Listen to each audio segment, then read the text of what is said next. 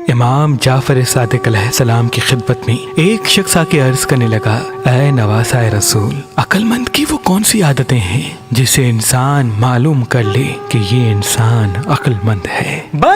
جیسے ہی یہ پوچھا گیا تو امام جعفر صادق علیہ السلام نے فرمایا، اے شخص، عقل مند کی یہ 3 عادتیں اس کو ذہین، ہوشیار اور کامیاب بناتی ہیں۔ پہلی عادت کہ اس کے وجود میں تخلیق کرنے کی صفت موجود ہوتی ہے۔ یاد رکھنا، ذہین وہ نہیں جو علم پہ کمال رکھتا ہے، بلکہ ذہین وہ ہے جو باتوں کو جوڑنا، چیزوں کو بنانا اور سوچ پہ عبور رکھتا ہے، کیونکہ جو انسان تخلیق کرنا جانتا ہے وہ بگڑے ہوئے کام کو بھی بنا لیتا ہے۔ اور دوسری صفت کہ عقل مند انسان ہمیشہ اپنے عیب اور غلطیوں سے باخبر ہوتا ہے، اور بے عقل انسان اپنی خوبیوں کے نشے میں مست۔ یاد رکھنا، جو انسان اپنی غلطیوں سے باخبر ہو جاتا ہے وہ اپنے لیے نئے کامیابی کے راستے اپنی زندگی میں سامنے پاتا ہے، اور جو انسان اپنی خوبیوں میں مست رہتا ہے وہ اپنے ہاتھوں سے ہی ناکامی کا راستہ اختیار کرتا ہے۔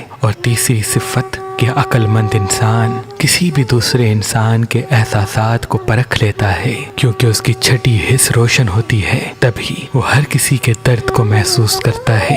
اے شخص، جس انسان کے وجود میں یہ 3 عادتیں دیکھو تو اس کو کامیاب ہونے سے کوئی روک نہیں سکتا، کیونکہ کامیابی کا پہلا سبق ان 3 اوصاف میں چھپا ہے۔